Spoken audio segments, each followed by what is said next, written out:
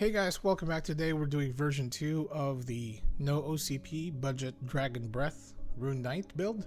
Obviously it's a Dragonite, but you know, technically it's still a level 200, so yeah. Yeah, this is sort of like a mix and match of some of the stuff that you would want to, sort of the same as the other iRO Storm build I did. I think it was version 3. That had sort of a mix match or mismatch of some stuff. Oh no, version 4. Yeah. So basically that's the whole gist of the build. Still, we're running the Circlet of Time for Rune Knights, max HP 250 plus 2 refines. Oh, sorry, per 2 refines, and max SP 2% per 3 refines. Yeah, 15% Dragon Breath damage every 3 refines.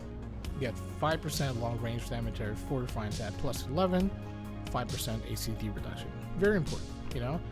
We got Strength 1, Temporal Dex, bow damage 2% per 2 refines, hit plus 5 per 2 refines, and 2% attack per 5 refines. Now, again, the bow damage, we still haven't confirmed if it's long range damage or bow damage, but, you know, I'd still prefer Dex, I guess.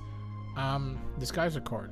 You know, VCT plus 5%, minus 1% per refine, so at plus 11 we get minus 6% VCT reduction, plus 9 we get 1% long range damage, and plus 11 2% long range damage. Very essential for that additional damage.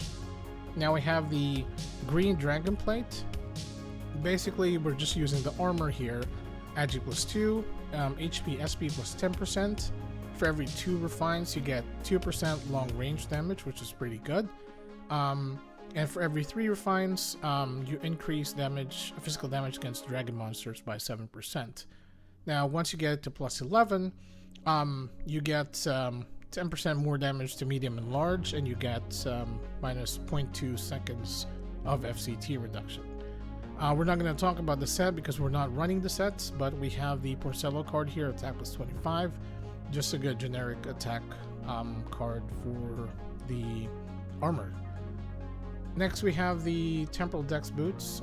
Same thing from, you know, basically just to reduce the FCT. You get SP, HP, you know, 3 dex per 3 upgrades.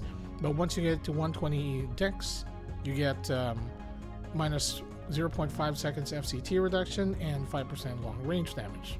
Again, FCT reduction is probably the most important part here. That's why we're running it.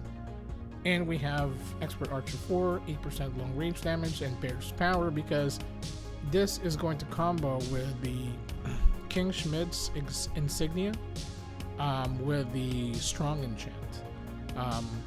So here we have the King Schmidt's Insignia Dex, 7% long range damage. We're not going to talk about the set. Luck 4, we got FS6. Would be nice if it was EA, but you know, I'll take Fighting Spirit any day. And we have Strong, 25% damage to all sizes when it's comboed with Bear's Power. That's actually the reason why we're running Bear's Power. And of course, Gold Scarab card, because, you know, a good generic attack card for the accessory. Now, for the other accessory, the Illusion Booster R, attack is 5%. We got Fatal, attack speed, and EA5, 10% long range damage. Very important. And another Gold Scarab card. Like I said, generic attack card for the accessory. And comparable to last time, we have the Fallen Warrior Manteau. We got it to plus 10, you know, for the additional SP and HP. You get a lot of stuff, you know, with strength, you get additional attack. For attack speed, for Agi, you get additional attack speed. For Vit, you get reduction from neutral property, 3%.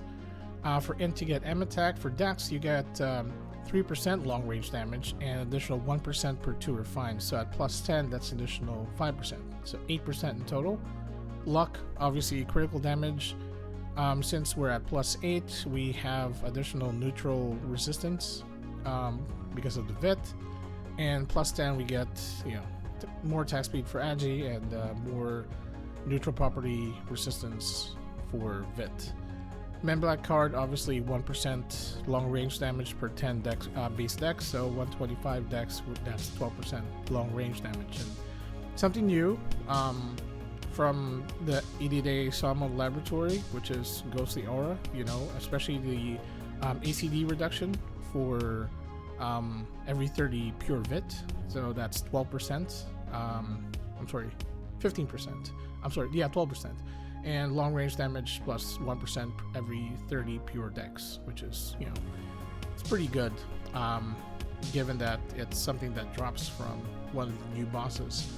And weapon of choice, Awakened Dragonic Slayer, Dragon Breath's damage 5% per 3 refines. You get 10% ACD, 10% VCT reduction at +7. At +9, you get 10% long range damage. And at +11, 7% ACD reduction. Like I mentioned from the last video, this build needs a lot of ACD reduction. So, you know, that's very important. Obviously, Archer Skeleton card, 10% long range damage, can't go wrong with that. So, cheap way to go about the Dragon Breath build. So right now we're going to try to do a little bit of a damage test just to show you guys how to damage this for this build, and yeah, hopefully gives you an idea. Alright, here we are at the neutral egg. We're going to do the fire breath. Just have to do some buffs here. So we're doing about 476,000 damage on the neutral egg, about 10,000 lower than the gray set. Alright, next we're doing the fire egg with the water breath. 476k, obviously. We all know it's going to be the same. Alright guys, that's it for the test. The no OCP budget build for the Dragon's Breath Rune Knight. Obviously not strong. I mean, it's not as strong as the gray set.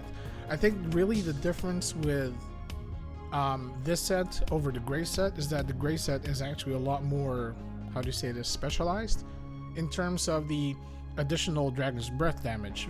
Focuses a lot on the VCT reduction and ACD reduction, and you know, the armor set itself gives you up to 30%, even more Dragon's Breath damage. That's where I feel that it excels. But with 10,000 damage difference, I would definitely go for the gray set. Maybe just leave it more upgrades and you'll probably do a lot better there. With this, you know, it's one of those things where you really have to test it. But anyway guys, hope this gives you guys an idea. If you liked the video, give it a thumbs up, subscribe to my channel, and I will see you guys next time.